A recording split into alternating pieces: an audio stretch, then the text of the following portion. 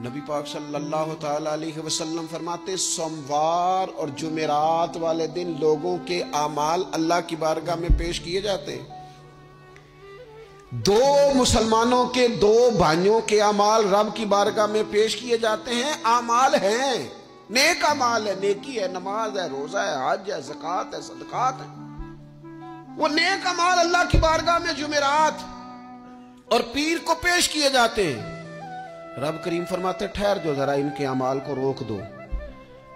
یا اللہ کیوں؟ فرمائے اس لیے کہ ان کے آپس میں نا دلوں میں نفرت ہے، گھٹن ہے، عداوت ہے۔ ان کو ذرا مہلت دو، یہ پہلے صلح کر لیں پھر ان کے اعمال بھی قبول کر لیں گے۔ کہ نہ عداوتیں پالی ہوئی ہیں، اپنے دلوں کے اندر گھٹن پیدا کی ہوئی، اختلاف کہاں نہیں ہوتا، لیکن نفرتیں پیدا کر لینا۔ کیا جرم کیا ہے بھائی نے؟ کون سا کفر کر بیٹھے ہیں رشتہ دار؟ کون سی ایسی بات نکل گئی ہے جو زندگی کے ناطے توڑ کے بیٹھ گئے ہم؟ رب کہتا ہے نہیں قبول ہوں گے ابھی اس کے اعمال، روک دو جب تک یہ آپس میں صلح نہ کر لے۔